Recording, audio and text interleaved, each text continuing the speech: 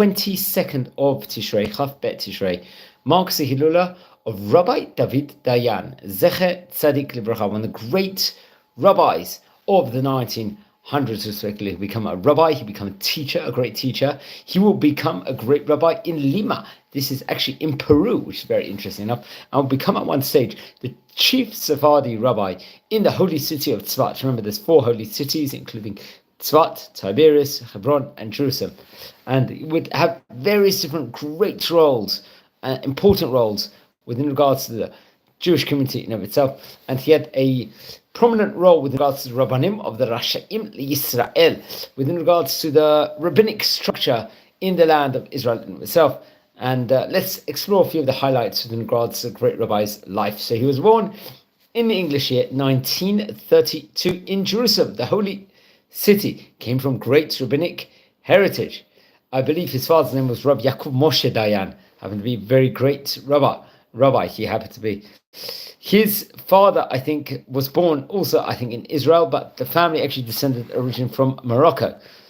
And his mother actually originated from the country of Iraq. Remember, very great communities they had on its fine day, let's just say, in of itself. While he was young, he actually learned in the famous Yeshivat Sha'arei Tzion. This is a place we've spoken about before. And I think that was headed by Rabbi Ben Zion Meir Chai Uziel, the great rabbi who happened to be a great rabbi, Pasuk Halacha, one of the great rabbis of the 1900s. He was a Rishon LeZion, I believe, in the year 1939, if I'm not mistaken. And much more can be said about him. We did mention him in a dedicated video towards him when it was his Hilula. He also learned in the famous Shivat Merkaz Arab, and was and he had, I think, a close auspices, close connection to Rabbi Yaakov Berman also. And then after this stage in time, he started working as a teacher in a Talmudic yeshiva of Sha'arei Tzion, respectively. So very prominent roles. He received, I believe, his rabbinic ordination from Rabbi Eliezer Waldenberg, who happened to be a great rabbi. And also, I think he was in correspondence with the famous Rabbi Ovadia Hodaya and Rav Ovadia Yosef. He would get married to Rabbanit Miriam, happened to be the daughter of Rabbi David Shlush. Now, Shlush rabbis we've spoken about on various occasions, about how specifically great they were. In the year 1952, he would take on a position in the neighborhood in Tel Aviv, which is very prominent over there.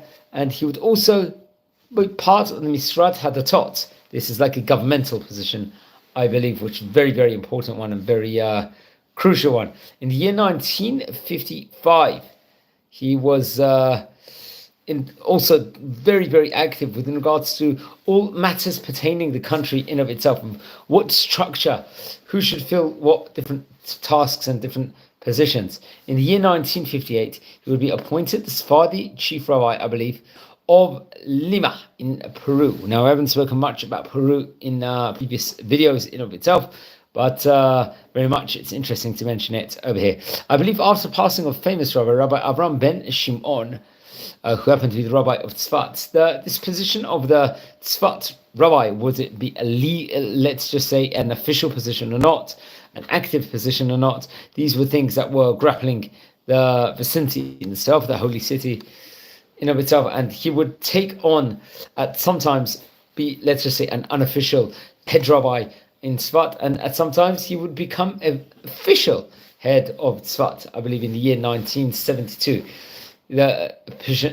this position became supposedly, reportedly official, really official. While I think at the same time he was acting as a great rabbi on behalf of the people of Tzfat and on behalf of many of the people in Israel. He started, I believe, in Tel Aviv, where we mentioned originally, and he got various different awards from the Ministry of Religion, and he was one of the founders of the Association of Sephardic Rabbis, which is also very interestingly enough, which I have mentioned much maybe before in the previous classes.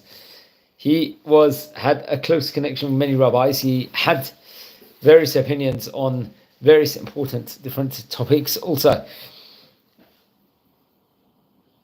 And I think at the time period when he was looking to become the chief rabbi, obviously very, very prominent position, there was Rabbi Yehoshua Pitosli, if I'm not mistaken, who also, I think at that point in time, he was also coming in and out and had various different important Torah positions to fill. But this great rabbi, he what's interesting, I believe he married the daughter of Rabbi David Shlush. Now, Rabbi David Shlush we've spoken about on various occasions about how great of a rabbi he actually was in of itself.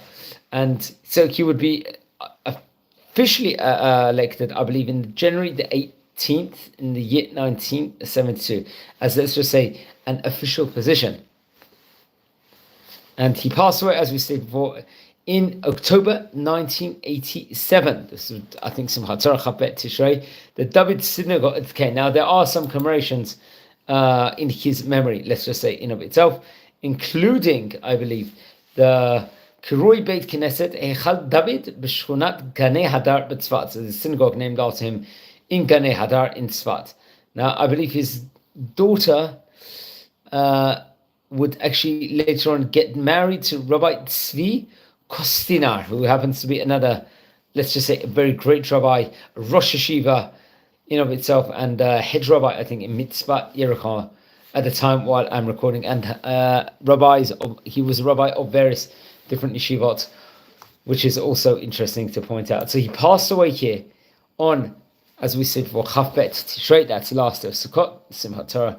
Naturally, he was 55 years of age, the famous rabbi of Yeshivat Sha'ar Tzion. So wishing you well. Please subscribe to the channel. We're a community here.